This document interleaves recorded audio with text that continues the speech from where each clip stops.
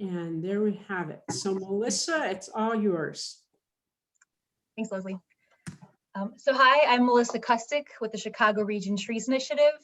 And just because it's really fun sometimes to meet everybody in a large group, if you could introduce yourselves in the chat box, just share maybe your name, where you live, and because we get extra IDNR credit points, if you work for a stewardship group or a public land manager, like a municipality or park district, please also share that. And with that, tonight I'm going to be talking to you about what the Chicago Region Trees Initiative is. There we go. And so I could almost stop with this slide because it describes what we are, right? That's what I'm here to talk about. But really, we're not an organization. We're not one thing. We're a coalition of more than 200 organizations, agencies, public land managers, commercial groups, natural areas managers, volunteers, anybody who loves trees, and we're all working towards the same vision. So the vision of the Chicago Region Trees Initiative is that the trees in our region will be healthier, more abundant, more diverse, and more equitably distributed to provide needed benefits to the people and communities in the Chicago region. So it's sort of a lofty vision, but to get to this vision, we've broken it down to 4 goals we're hoping to attain by 2050. Those 4 goals are to inspire people to value trees. And I'm going to come back to this one at the end because it really ties into everything. The second goal is to increase the Chicago region's tree canopy. That was about 20% in 2010, and that's much lower than most metropolitan areas. So we have some work to do. The third goal is to reduce threats to trees. So when we say threats to trees, that's things like climate change, pests and diseases, people who work on trees but have no training. So anything that could be a threat to trees and the canopy and any of those things, that's something that we're trying to work on and to reduce those threats. Our fourth goal is to enhance oak ecosystems. So I'll talk more about this in more detail, but just know that oak ecosystems are critical as keystone habitat in the Chicago region, but also across Illinois and across the Midwest. They're very important, and they are struggling to continue to exist and also to grow. So I was going to go back to the first goal, which is to inspire people to value trees.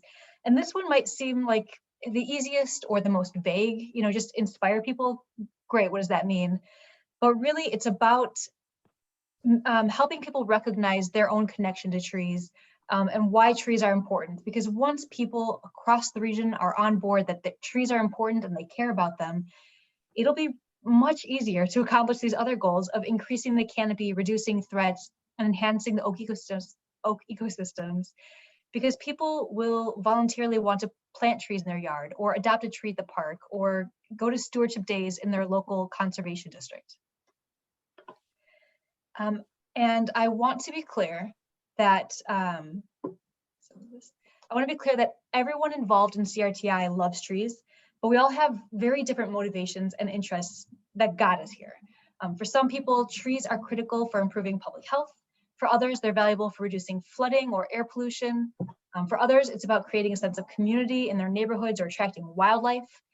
And humans benefit in so many ways from the trees in our lives, and our own connection to them is often deeply personal. So yes, we're all a bunch of tree huggers, but it's really about the people who live in this region and about improving the quality of life for all of us. And just a quick note, I'm going to keep using the phrase Chicago region because we are the Chicago Region Trees Initiative. We are not just about Chicago, the city, we are about the whole region. For us, that means the 7 counties around Chicago. All right, so my plan for tonight is here. It's a really short agenda because I often have a lot to say and not a lot of time to say all the things that I want to say. So this really breaks it down. And the reason I chose science and action as the agenda is that CRTI's motto is science to action. And that's because we believe science can guide us and help us track our impact, and that acting without knowledge can be ineffective and sometimes even counterproductive. So for the next set of slides, I'm going to talk about some of the data we've collected and what we've learned from it. And then after that, I'll transition a bit to some of the things that we've done and created and how you just for living in the region can be a part of it. So you'll be all a part of the action. We'll start with science. All right, so this slide really covers actually the origin story for the Chicago Region Trees Initiative. In 2010, the Morton Arboretum partnered with the Forest Service, and we did what we always reference, we always call it the tree census, which was really just, it was a sampling of 2,000 plots across the 7-county region. And at each plot, we had crews recording what trees were there, how big they are, what's on the ground cover, so things like grass versus mulch versus concrete, and how big the canopy is, and a couple other things. And what we learned from that 2010 tree census is that, one, invasive species were a big problem. So buckthorn at that point, and I think a lot of you probably have experience with buckthorn. If not, go to the forest preserves and look around you, it's everywhere. We found out buckthorn was 28% of all the trees that we found in the region. So that was unsettling, but that's not the only invasive species that we were worried about. We also had a lot of ash trees at that point, and that was right after the emerald ash borer came to town. So in 2010, buckthorn was a big problem, but also we were concerned about the pests and diseases that were invading our area and causing additional problems. The second thing we learned is that pre-settlement species, that are things like oaks and hickories, were not really abundant. So I've already mentioned oaks a tiny bit, but oak ecosystems have evolved in this region since the glaciers retreated 10,000 years ago. And that's the same time that we had indigenous populations here. So we've had oaks as long as we've had people in this region, and they've co-evolved. So oaks are really important to us, and oak ecosystems are really important to us. And what we found in 2010 is that we still had oaks and hickories, but we mostly had the big ones, which again, it doesn't sound like a big deal, right? We want big oaks, but we also want little oaks, because trees, like most living organisms, have a lifespan. So when the big oaks and hickories hit the end of their lifespan, we need that smaller generation of trees ready to fill in the canopy and maintain their status as a keystone species. The third thing we found in the 2010 census was that we didn't have very good species diversity. In fact, we had a lot of ashes and even more maples. Ash trees made up about 8% of all the trees in the region in 2010. Maples were about twice as many. And as I mentioned, the emerald ash borer had really just come to town when we did that survey. So that's 13 million ash trees across the 7-county region that we were suddenly very concerned about. And that's knowing that we still had very limited species diversity. So for example, the top 10 species that we found made up 60% of all the trees in the region. So that's pretty disappointing, especially when you remember that buckthorn was in that top 10 list and accounted for 28% of all the trees. So we need more diversity in the trees we have. All right, so I said this is sort of our origin story. After this census was done, a lot of the big tree leaders in the region got together and said, we need to form a coalition and do something about this. So that those are our lead partners. Those are people like the Forest Service, the Fish and Wildlife Service, Open Lands, the Illinois Landscape Contractors Association, the Illinois Green Industry Association. We have quite a few partners who are working together to try to attack these problems from different angles. Now, I have very exciting news, which is that this was done in 2010, and the goal is to do it every 10 years. So as of this past Friday, we actually just released the new 2020 report. So it's only a few days old, but I can share with you some of the things that we've learned. So this is a look at the tree species that were found across the 7 counties in all 2,000 of those plots. I have this in pie chart form, but I also have it as just the numbers, which I think is more helpful to see. So I've shared it here. So you'll see the 2010 list of the most common species is here, and the 2020 list of most common species is here. And these numbers are the percent of the canopy that they make up. So as I mentioned, buckthorn made up 28% of the trees in 2010 and 36% of the trees in 2020. So what was a bad problem in 2010 is an even bigger problem in 2020. That's concerning. And it's not just buckthorn. Honeysuckle was also on the top 10 list in 2010, and it rose up higher.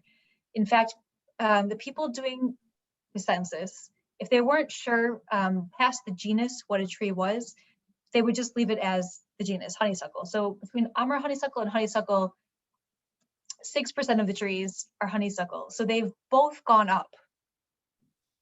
So the key point I want you to take away here is that we really need to focus and work on getting rid of buckthorn and honeysuckle, and not just get rid of them. We don't want just open space where more invasives can fill in, but replacing them with desirable species. So later I'm going to share with you some resources that we've partnered with a lot of great people to create, which is the Healthy Hedges, Healthy Homes, Healthy Habitats series. And just to keep the bad news rolling,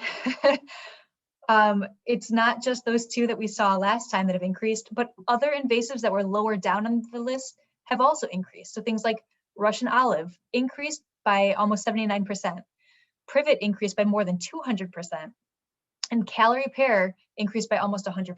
So we're seeing a growth in a lot of woody invasives. All right, so this is switching gears a little bit. We're still in looking at the update. This bluish bar is the 2010 census. The greenish bar is the 2020 census. And across the bottom, it's what we call the size class of trees. So this is looking at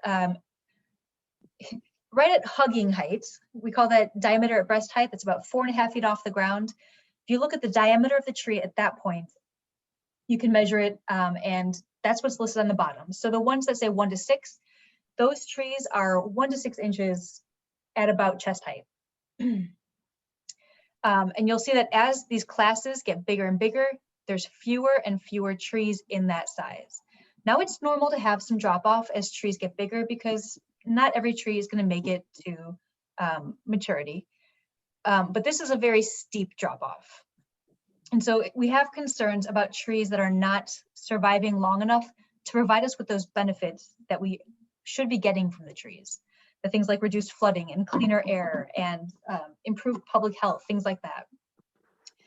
So the takeaway here is that we need to work on better planting of trees, more care of trees, but also remembering that 36% of the trees found were buckthorn. So that would also count for some of the small size. And if we can take care of some of these invasive species, that will also help to get this curve back where it ought to be.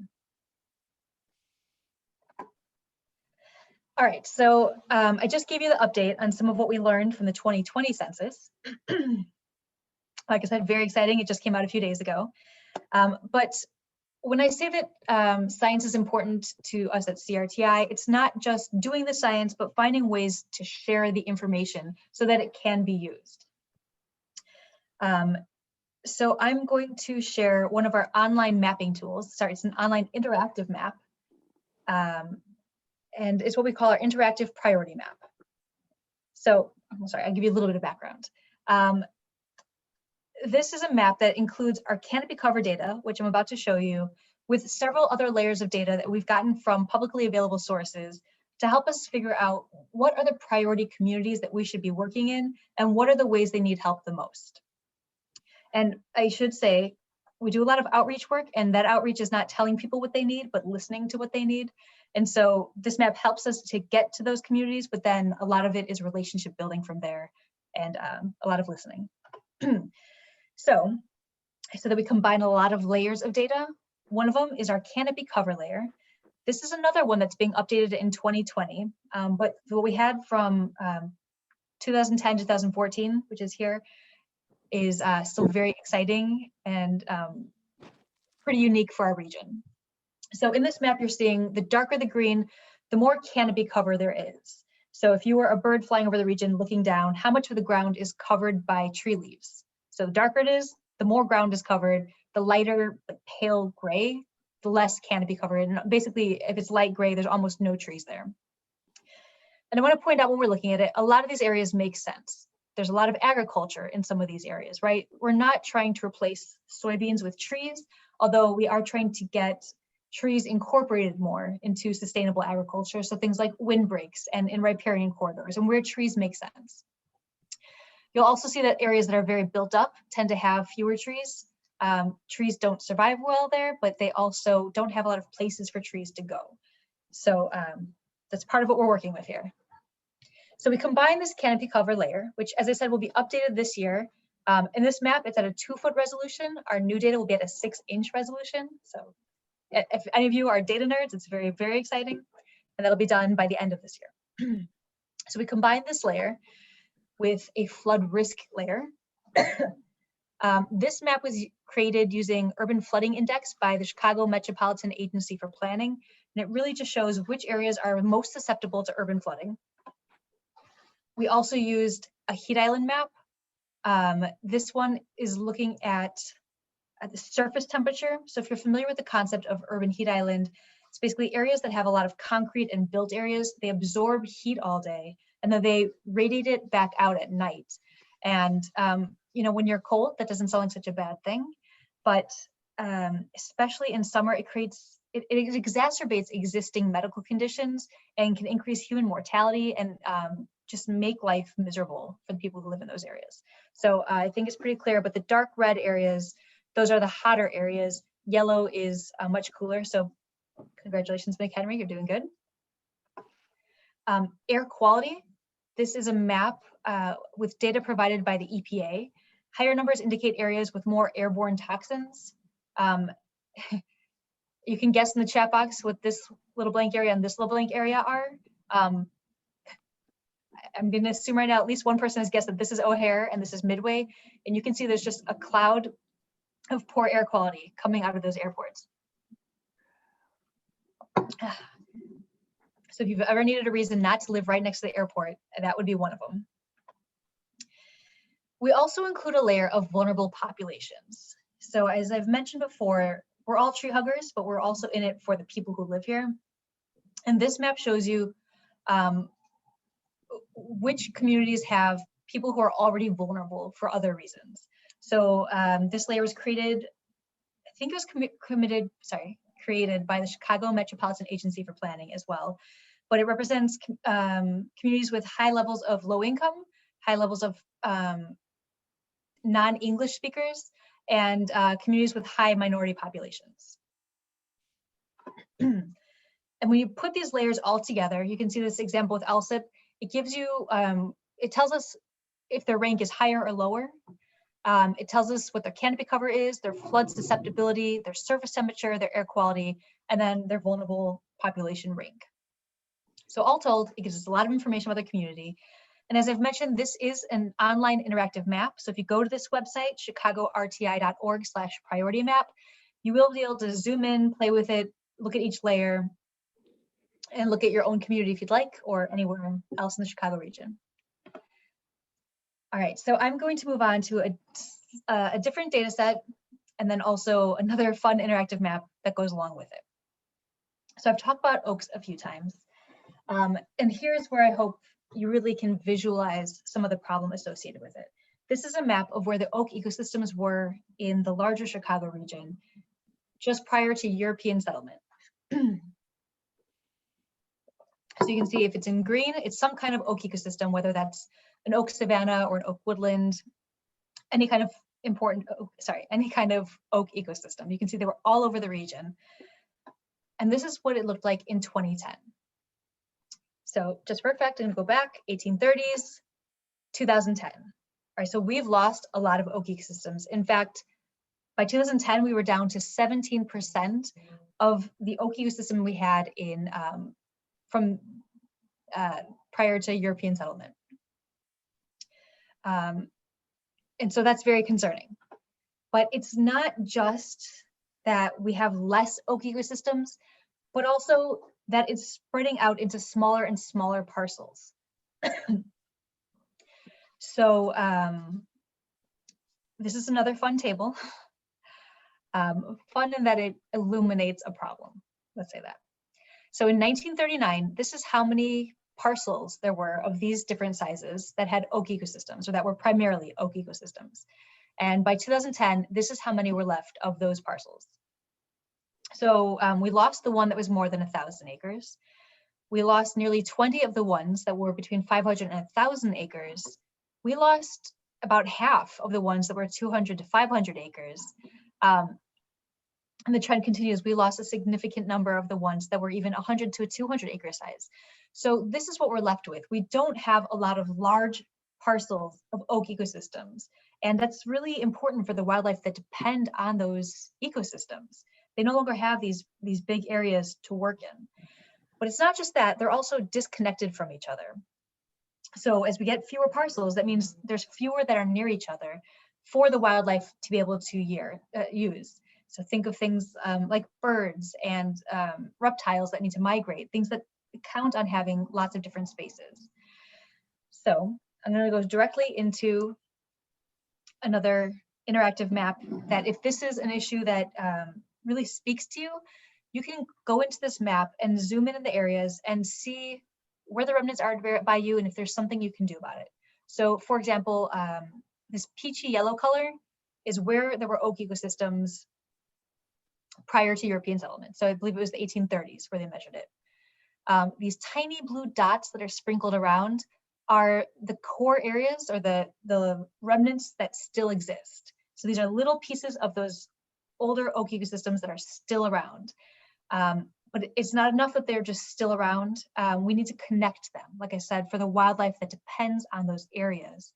So they've been connected by purple corridors that connect them all. So I'm going to zoom in so you can see a little bit. You can see this purple line is connecting these blue remnant sites of oak ecosystems. These purple lines are proposed corridors that will connect them, but it's not, this isn't like we're going to tear down everything in that path and try to put in an oak woodland. It's more about making sure that along that corridor, any residents who live there, any commercial areas that are in there, that they're recognizing that they're in an important area and planting oaks and hickories. So I'm going to zoom in one more time. This is Harvard right here. Look at these three excellent core areas, these remnants of oak ecosystems right around them.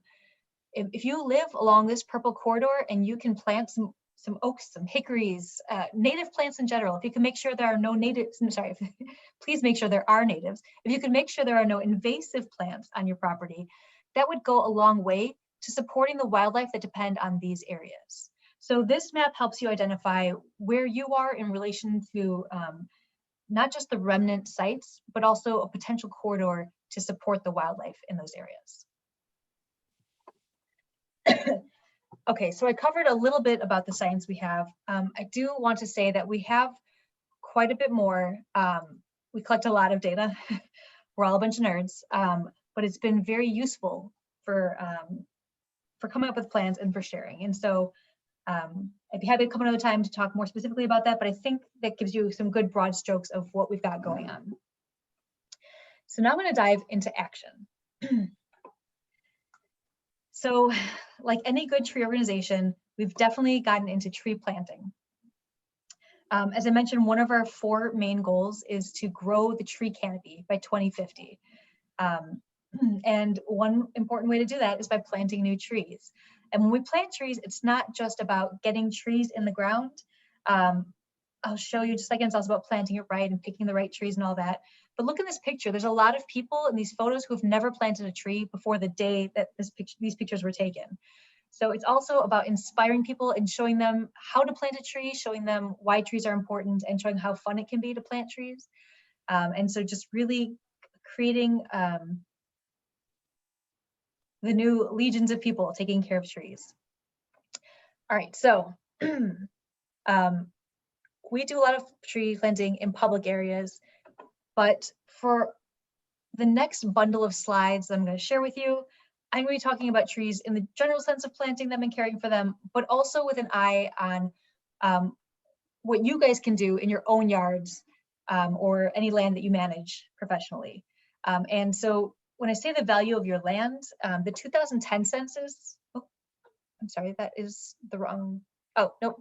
The 2010 census, this is where they showed us the canopy cover was, and they can break that down. Sorry, this is from the canopy cover information that we're updating this year and haven't completed yet. In 2010, we found that 70% of trees are on private property. So your land matters. when we are thinking about growing a canopy in the region, if we are only focusing on municipalities and park districts and forest preserves, we're missing this big piece of the puzzle. These are your backyards, residential property. We really need everybody thinking about their own land and whether there's room to plant more trees or whether there's things they can do to take care of their trees or get rid of the invasives on their property. And so while I talk about tree planting and care, I'm thinking about some of the work we've done, some of the materials we've created for outreach, but also what you might be able to do in your land. So tree planting and care, and I cannot stress this enough, you could plant 100 trees, but if you do a bad job of it, you've really only planted 2 trees and wasted a long day. So when you plant a tree, it is critical that the part where the trunk flares into the roots, we call that the root flare, that should be above ground. You should see the tree swell into the roots after the tree is planted and the hole is filled in. So make sure that hole is not too deep so you can see that flare. Make sure the hole is wide enough. We like to say 2 to 3 times as wide as the root ball, so the roots are encouraged to go wide.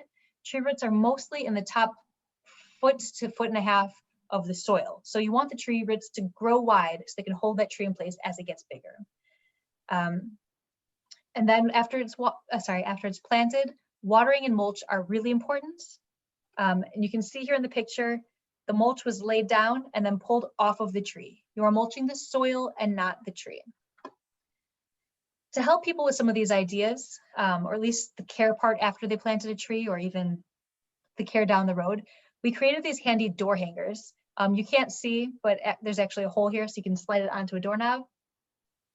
But it's meant for outreach opportunities from groups like municipalities or HOAs, community groups, if you're a volunteer. It's English on one side, Spanish on the other, and it's very basic about the right ways to water a tree and the right ways to mulch a tree. And there's room at the bottom for you to leave information. So if you are a municipality, you can say, you know, we pulled back the mulch on your tree. Here's my phone number if you want to call and find out why we did that. But really it's meant to be a conversation starter. So if you can go up to some of your neighbors and just let them know, hey, I noticed that you have your mulch way up the tree. It's actually not advised to do that. You know, here's some logos at the bottom. The Morton Arboretum, the Nature Conservancy, and AC Trees all agree that you want to mulch the soil and not the tree. So I just thought you'd like to know that. Make it a friendly conversation, you know, don't make accusations. We like to make handy tools. So another tool we made is about selecting the right tree. So planting the tree is important. Planting it right is important, but also making sure that you're planting the right tree. And as I mentioned in the very beginning, you know, part of our origin story is that in that first 2010 census, we found out we had pretty terrible species diversity. You know, lots of ashes, twice as many maples. Right now, maples are even more of a concern since we've lost so many of our ash. And so this guide is available in a booklet form, but also as an online tree selector, which you'll see here. It's available at mortonarb.org/tree selector. In this tool, you describe your planting site, including, is it under power lines? Excuse me. What kind of sun do you have? How big of a space do you have? And then there's another area, there's another area where you can include things like you want spring flowers or fall color, and it'll generate a list of trees that'll grow well in your site. So the reason this matters and the reason I care that there's so many maples or so many ash is that tree diversity, having more tree diversity makes your bit of the urban forest more resilient to problems that come. And when I say tree diversity, it's not about having lots of trees of different, let's refer to the graphic here. In both of these pictures, there are 4 different kinds of species. So these are not equally diverse pictures because in community A, there's an even number of each species, species A, species B, species C, and species D, right? That's a nice even mix. That is a very diverse forest. Community 2 is mostly species A.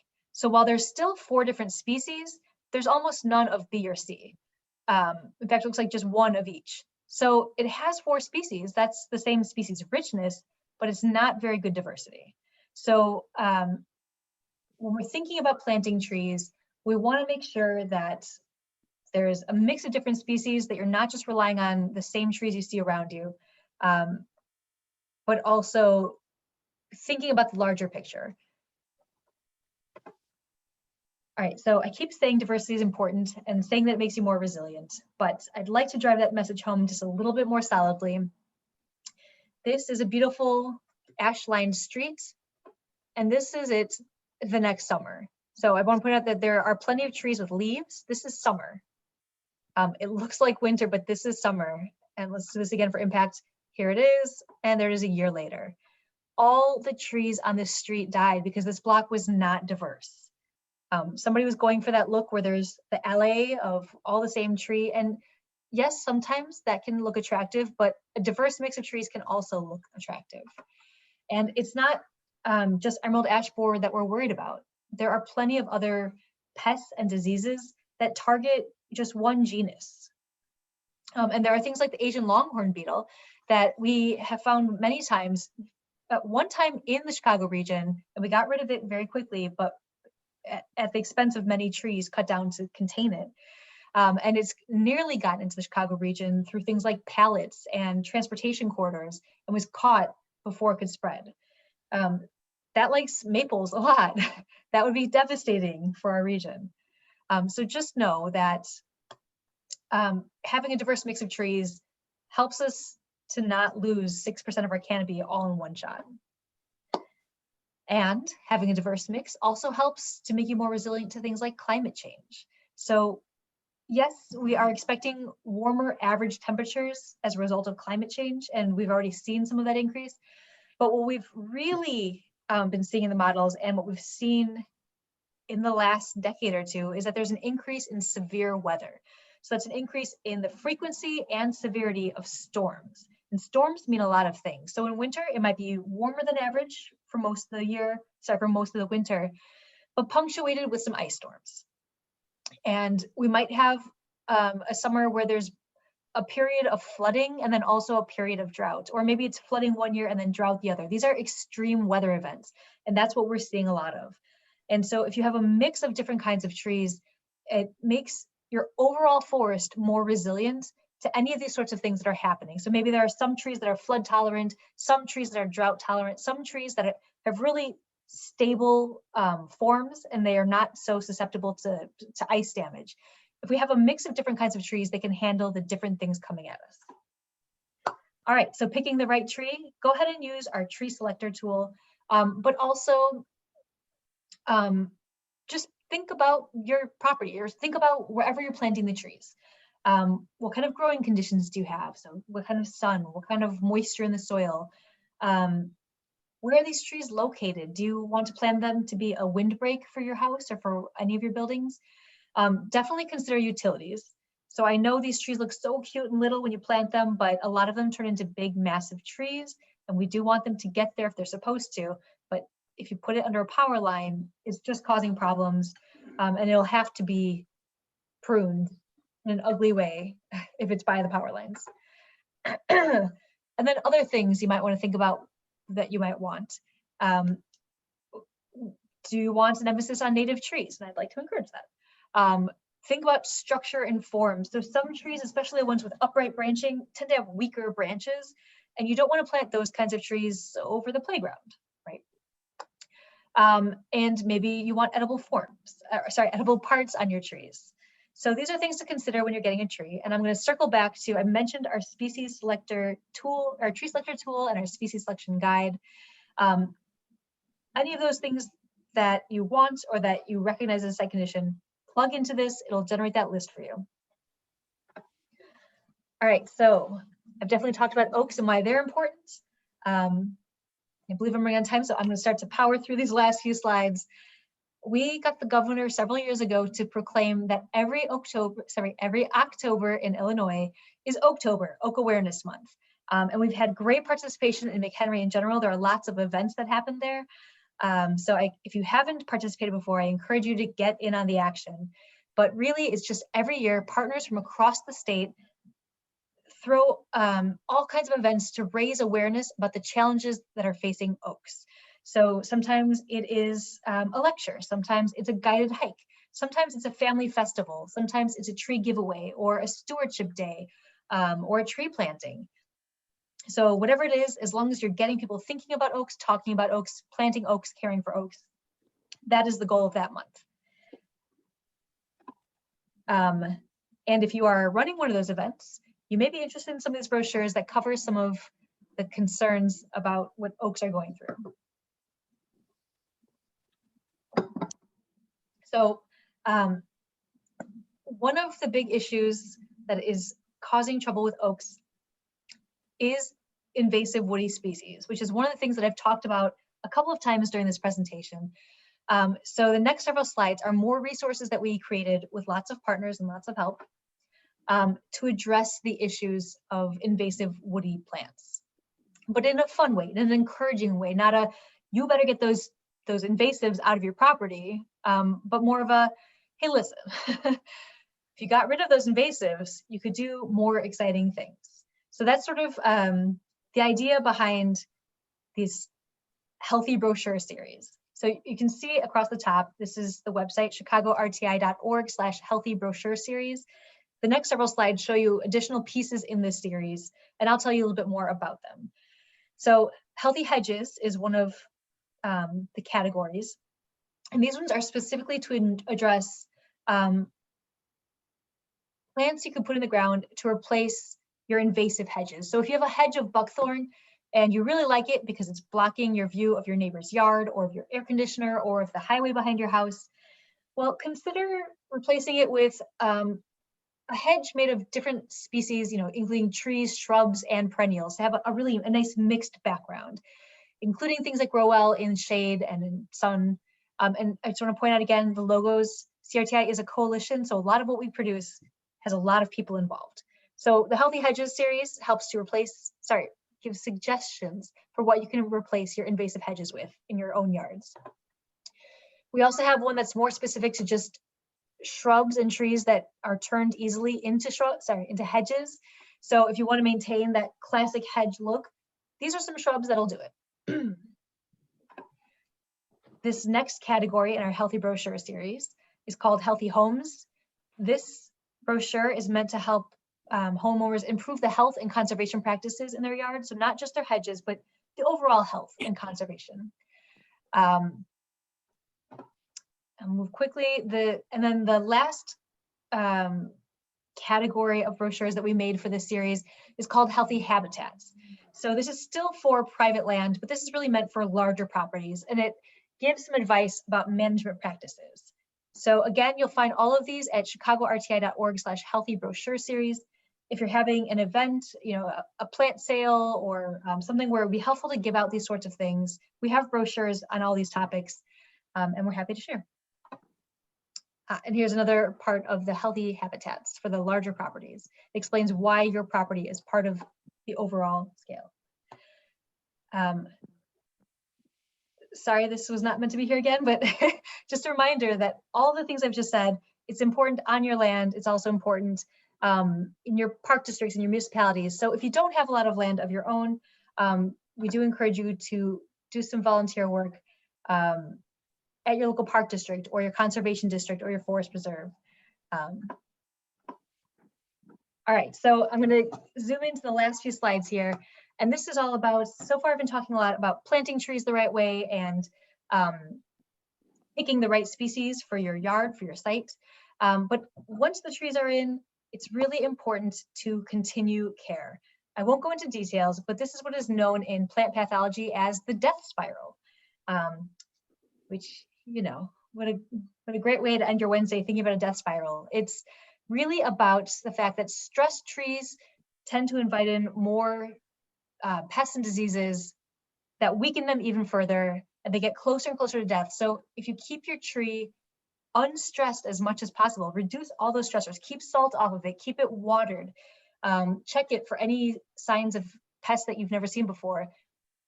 Those sorts of things will help it live longer and healthier. So keep it out of the death spiral, keep it out of that even stress outer layer. And the more you maintain your trees, giving them water and mulch, inspecting them, that will keep them alive longer. And I'm going to end by talking about mulch because it really makes a big difference. This excellent graphic here, they took a soil core under trees that had mulch or grass. And then they had some poor interns go through those soil samples and find all the roots, and then they took a picture of it. Under turf grass, you don't get a lot of tree roots growing. This turf grass has really thick, dense roots that blocks water from coming down, and it blocks nutrients from getting in, and the roots just don't do as well. Under mulch, it supports a lot of the microorganisms that live in the soil because they come in to break down the mulch. It also changes the pH to make it easier for those roots to absorb nutrients.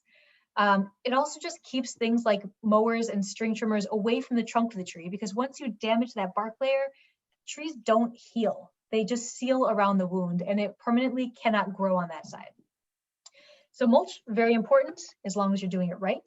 As I mentioned before, you're mulching the soil and not the trunk, right? You're not mulching the tree. You want to keep that soil just 2 to 3 inches deep. And after you've mulched it and made your edges tidy as you want to, pull it off of the tree. It shouldn't be touching. It should be at least an inch or 2 off of the trunk. If you don't, you get roots growing around the trunk. And as the tree gets bigger, you end up with a really big problem because trees they grow slowly, right? They also take a long time to die because they grow so slowly. So what you end up with is a tree that is basically choking itself and potentially having rot under the base. Because if this was covered in mulch, you might not even see this. And now the tree is this size and potentially going to fall over. So we do have one final graphic that covers what I just said. Repetition is how we get things in your head, right? Just a reminder, water your tree regularly. You can dig down a few inches, and if the soil is dry, it needs water. And if it's wet, you're probably okay. And just keep those trees mulched, reapply as needed every couple of years, 2 to 3 inches deep, pulled off the trunk. And from there, I will end. If you have questions, I am happy to take them. If anybody has any questions, you could put your hands up in the reactions symbol. You can turn on your video again. I will stop sharing. Okay. There we go. Nancy, you have your hand up, but you need to unmute. I am unmuted now. Okay. I put this in the chat, but I'll just go ahead and ask it. The door hangers, well, first of all, thank you very much. That was a great presentation, Melissa. Loads of information there. And I assume that anything that you have shared on your website, an organization like the Environmental Defenders of McHenry County would be welcome to make copies of those. Is that right? Absolutely. We would very much welcome that. I want to do that. You've got great handouts. The door hangers, on the other hand, do you have quantities of those that you provide to organizations, or are those something that we would need to also create? We can share, boxes of those, of any of the things that you saw. We have most of them printed out. So yes, I'm happy to send you a box or arrange for you to pick them up, or if we're in the area, drop them off. But if we do end up shipping it, all we ask is that you cover the shipping costs. So it's usually $10 to $15 per box. Oh, I'll be getting a hold of you, Melissa. Thank you. Dennis, you have a question. I do. So a question and a comment. So I don't have a problem per se with mulch, but I personally think it's probably overused, and the mulch industry loves it. I'm sure that we're using so much mulch, but in areas where we can, why not just leave naturalized areas underneath the trees, especially oak trees? Don't rake the leaves, plant native vegetation, basically replicate what nature does. And wouldn't trees be equally healthy in that kind of a setting as compared to importing, mulch from some other part of the world? Yes, they would. So you're right on. And it's funny, the industry has come to call that living mulch, which, it's just a layer of the forest having those native plants there. So we don't talk about it as much, but trees don't usually live alone, right? Maybe you have one big majestic tree planted in the field, and it's beautiful to look at, but if you go to a forest or anywhere where trees naturally grow, they always have other plants around them. And so yes, if you are comfortable having plants around your tree, that's excellent for them. So I think of the right way to go. A few things to watch out for. Don't plant annuals around trees because that means you've got to dig every year right around the roots. And if you damage those roots, it can cause a lot of problems. So either work with seed or plant natives and perennials and things that'll just keep coming back. And then the other thing is that it depends on where you live. If you're trying to maintain community standards and pick up fallen branches and anything that's decomposing. You said you leave their leaves, and that's fantastic. But if you live somewhere where you're not comfortable doing that, mulch can just add that new layer of humus, basically, to get the soil going. So mulch is a great idea. You don't want to have plants all over, but putting lots of plants around the base of the tree is also good. Just again, make sure that the soil's not getting up on the trunk while you're doing that.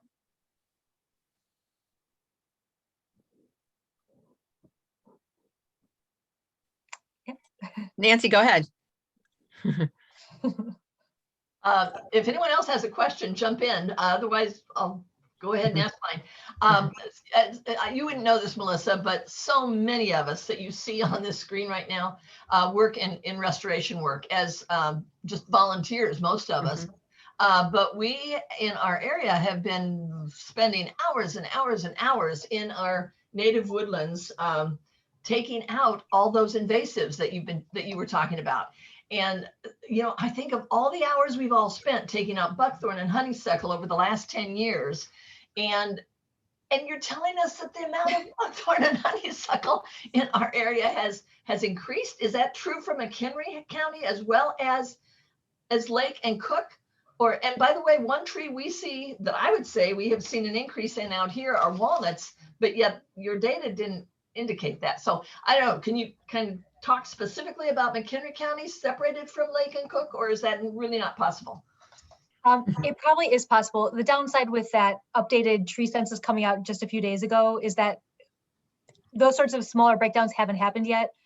So I have the regional picture, but I should in the next week or so be able to get the breakdown by county, which is what I would have loved to show you. That would be great.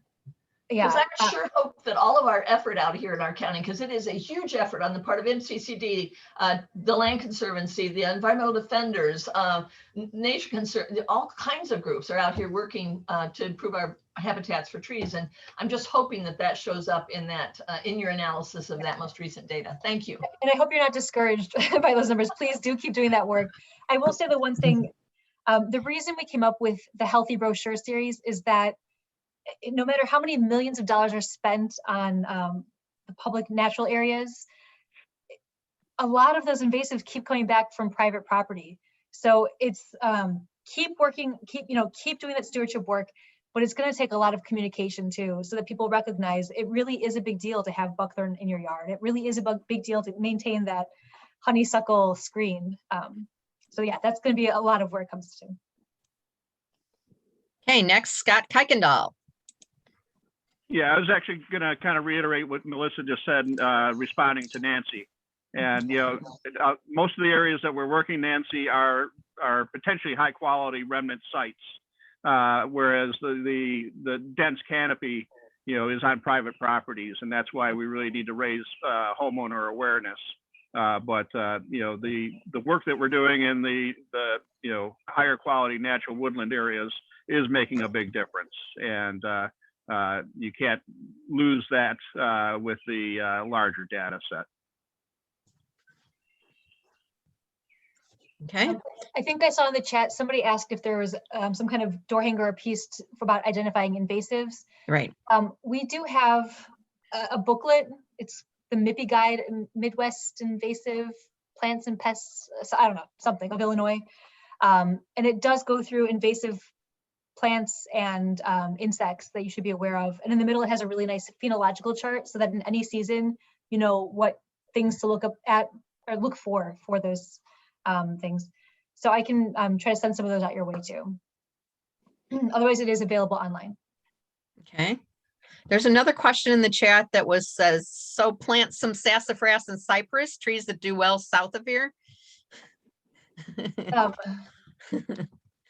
It's tricky. So bald cypress and sassafras, they both do well in our region.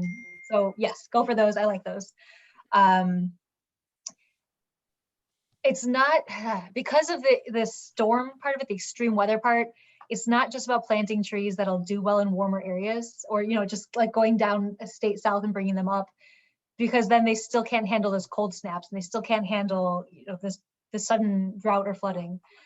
So there's a lot of debate from land managers about how exactly to take this, because it's a new scenario. So a lot are very strictly focused on just invasives, and there's a lot who are focusing on how do we broaden our diversity without causing problems. So I don't want to be the one who makes the final decision on that, but you know, try stuff, plant stuff in your yard and see what does well. Talk to your neighbors and see what's working in their properties. Okay. I didn't see any other questions. Dale About- and Trudy have a question.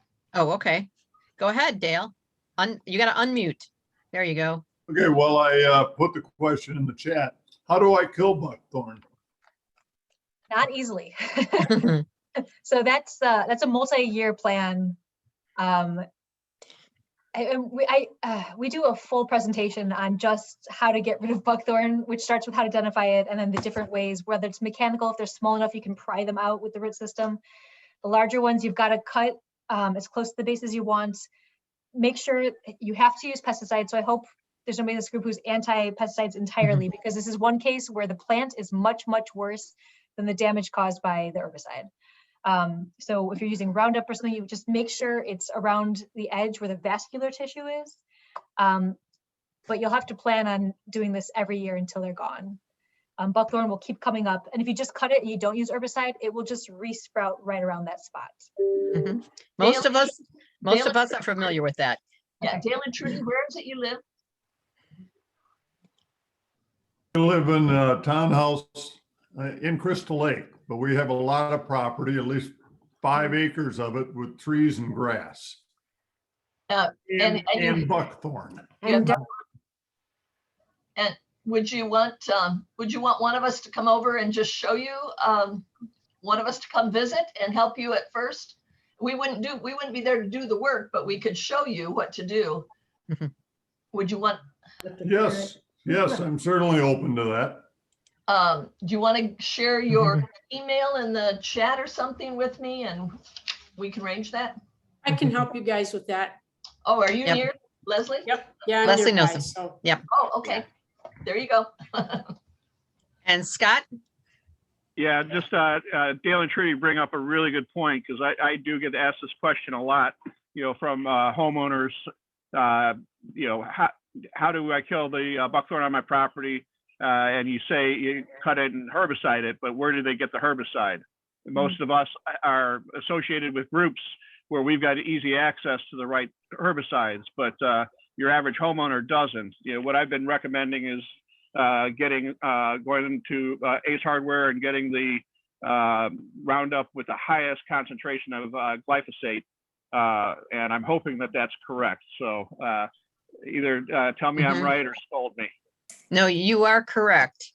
And Dennis also included in here that the Illinois Nature Preserves Commission website has detailed management guidelines for control of buckthorn and other invasives. And Dale and Trudy, one more comment.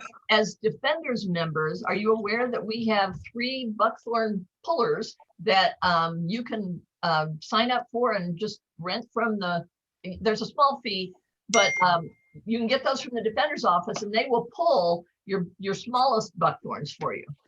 They're a wrench. They pull them out of the ground. So you can contact the office and borrow one of those sometime. Leslie will tell you about that too. Okay, great. Thank you. And we also have another question in the chat from Lloyd.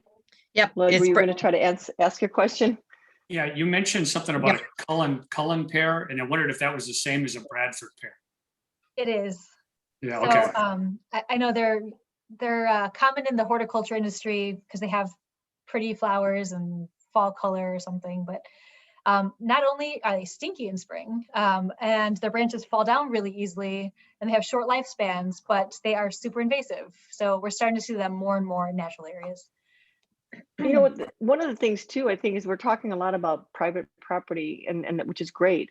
But I think the thing that, you know, for us especially, and I'm in Crystal Lake as well, is a lot of it is what the city is doing with the parkway trees. And that has been, you're talking about a pear, and I don't know if these are Cullen pears, but they're pear trees. And 3 of the ash trees that we lost 70% of the trees on our block. And the first 3 on my block were replaced with pears. Now they've got a ton of sucker growth. Nobody's gonna go out there and cut that sucker growth. They already look like they're a mess. And so in some sense, it's also working with your municipalities to make sure that this is not like money just going down into a black hole. Because in addition to the ones that we lost from the ash borer, now we've got the girdling is crazy terrible in our neighborhood with people who have really mounded the mulch. And at this point, I took somebody from Davy Tree around to my neighbor's house, but you can't do anything about it now, because if you cut the roots, the tree might fall over. And now several of them on their block are just doing what you talked about, is that slow death. And, and that's a lot of money that we're losing. I completely agree. And there is a segment of CRTI that is dedicated just to technical assistance to public land managers. Mm-hmm. So, we help them with getting management plans and inventories. And part of the management plan is how to pick the species for the property, how to get the right diversity, and what species to leave off of that list. We also work with a lot of tree nurseries. So the people who are growing and selling the trees. And, a lot of them have told us, we're going to keep selling calorie pear because there's still demand for it. And ultimately we need to make money or we will sink. And so we don't want to lose our tree nurseries. And so it's sort of a tricky, it's a balance. We keep trying to educate people not to ask for them and to ask for more diverse species. And what we're hearing from the nurseries is that they are hearing there's fewer requests for the calorie pear, which they were expecting because we told them we're telling people not to buy these. So they've been producing fewer of them. It's a multi-year business. But they're also getting more increased demand for uncommon species, things that they haven't gotten a lot of before.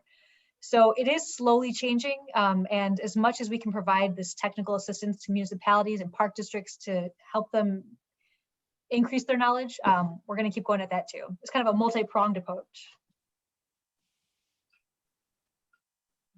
Did anybody else have questions, or I think we probably caught everybody this evening?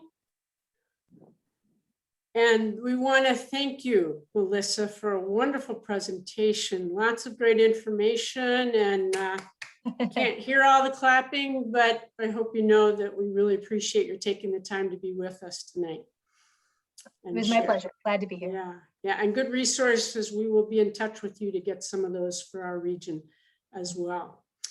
We always have a few moments for community announcements. So if anybody has anything they want to share with our environmental community that is appropriate, we'd like you to raise your hand, and then we'll call on you and have you unmute. And if you could keep it to 1 minute, we'd appreciate that. And I see Scott's got one to start off with.